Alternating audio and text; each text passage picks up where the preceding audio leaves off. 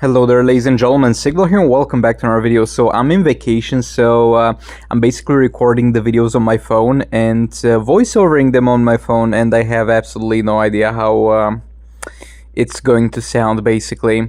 But yeah, in the first fight we're starting with pretty much the main attraction of this video, which is gonna be the DC Universe Superman, and this time we're using Dark Metal cards.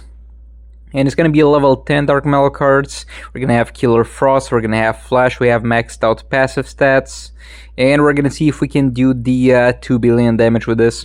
I mean, look, I could tell you before even touching Dark Metal cards that Twin Blade is going to be better than it. Because generally speaking, if Twin Blade works on a character, and if they have any synergy with it, it's gonna do better than Dark Metal cards. Because the problem with Dark Metal cards is two things basically. Some characters are tech, which can give them crit damage in other ways, which doesn't apply here. And we also got Classic Wonder Woman, which gives you 100 crit damage out of the 200 that's the Dark Metal cards provide. So you can basically, if you have a strong synergy with a different artifact, have half of Dark Metal cards damage too. But yeah, this is mainly just for fun. It's not gonna be stronger than Twin Blades. But hey, I'm giving you option here because I saw somebody in the comment being mad about me using a level 10 Twin Blades. I mean, it's a free artifact, my dudes. You're gonna get it eventually. You're gonna upgrade it eventually. And it's obviously gonna look different at different points of upgrading. It's gonna look different if I have different passive stats. I'm just using to show people the max possibility you can get out of this guy, for now at least, without using pay-to-win artifacts. We're gonna eventually try Beta Club too. That should work. It should have no reason to work. But yeah, back to the fight at hand. We are dealing massive damage. We deal 40 mil almost on that third special, which is wonderful. And our basic hits too are dealing insane damage values, bro. Like, it's definitely not only the third special, because the third special is nice. That's about how much Puppets of Revenge she does when she's got 3 disables on the enemy. It is actually some huge amount of damage. I'm not sure how many characters can do this much damage with the special without having a Raven in the team. And yeah, the basic hits too are insane. Like, we see 1 mil value, 2.5 mil values, 3 mil values, and we're gonna kill it with a little bit of time left actually. Though again, this is maxed out passive stats, and this is far worse than Twin Blades.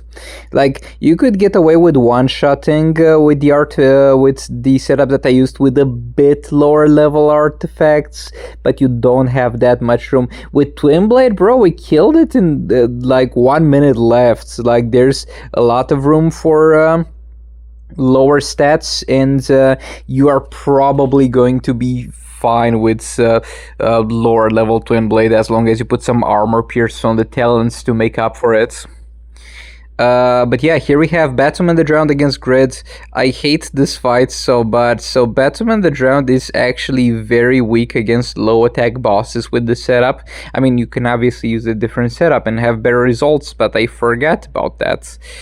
Over here, retrospectively speaking, I would have put Dark Metal cards on her to give her some crit damage, and maybe not use Robbing King, or maybe use Crown on her to give her a little bit of a damage buff. Because the problem is, my boy Grid has 0 attack, so we're basically stealing almost 0 attack here, and we just don't have the damage. We just straight up don't have the damage. And it's also going to be frustrating because by the end of the time, the timer of the fight, we're going to be so close to killing him. And it puts kind of the idea in my head, like, if I played it a little bit better, maybe, which is, yeah, not the best idea. But yeah, back to the Superman fights. Yeah, he can do 2 billion damage with Dark Metal cards. And that is pretty damn rare. That is very rare. He is a very strong character. And yeah, maybe tomorrow we try him with Dark Metal cards without gears, because I don't think we're missing too much. Though instead of Killer Frost, I'm probably gonna have to use Flash, because I would love to have that fast attack chance. And if we remove the gears, we're also going to be lacking a bit of crit damage. So yeah, probably not going to one-shot, but going to do well enough. Here we have boss Supergirl. I hate fighting all the Supergirl bosses because they have that very annoying special one that's gonna last for ages and take away a lot of the time of the fight. But at least in this situation, we're going to be able to generate some Shazam stacks by blocking it. See, we're at 21, go straight into a third special. Back off a bit, blocking our special, we get some free overload stacks. You need to think positive. It's not enemy specials that are wasting your time, it's enemy specials giving you overload stacks. Keep pushing her to the corner, another special one. 14 stacks. Though this guy is so much more convenient with Killer Frost. I like Killer Frost so much because with characters that are gonna have specials in their gameplay loop, which is a lot of characters, at least nowadays, the most convenient thing is just to have a Killer Frost in there and just be able to keep hitting the enemy. And now that they have in a few patches ago fixed the freezing mechanic too, it's just absolutely wonderful. But yeah, I think Shazam needs her the most. I think Shazam needs her the most by far, because I personally hate his basic kits. It might be a personal thing, it might be a personal issue, but yeah. Okay, so here we have activated the classic Flash super move. And we're trying to also build some overload stacks in order to deal a lot of damage with the super move. We're done with stacking with Shazam, and we're currently almost done with stacking with classic Flash, so we should be about ready to do a super move at any point. But at this point, I just keep fumbling it. I just keep messing up, and again, I'm not used to playing on the phone. Probably if I was only playing on the phone, I would play a bit better. I'm used to playing on PC, and yeah, that's not an alternative right now. Got hit again. We're getting a lot of overload stacks, dudes. Like, we had 36. That super move is gonna hurt, but we're almost dead. 40 stacks. I don't think I've ever done a 40 stack overload super move with my boy Shazam since I got him, and this was by accident, because what I'm trying to do is not die and get that super move while I'm on Dark Metal cards. Okay. And also, I know I usually leave the super move animation kind of go, but this time I just forgot. My bad. And for the last fight over here, we're gonna have Scorpion against Flash. If you remember, like in the last video, I was kind of messing around with trying to get some characters working without gears. I'm not 100% sure Shazam might have had gears there, but Scorpion, I can tell you 100% does not have any gears equipped here. And it was not on purpose. It didn't take me long to figure that out, because I was hitting the enemy and we were not hitting those fast attack hits. So yeah, it is what it is. He doesn't have the best setup either. Like, Martian Mantra is strong, it's amazing with him. Vixen is like, who really cares that much about Vixen?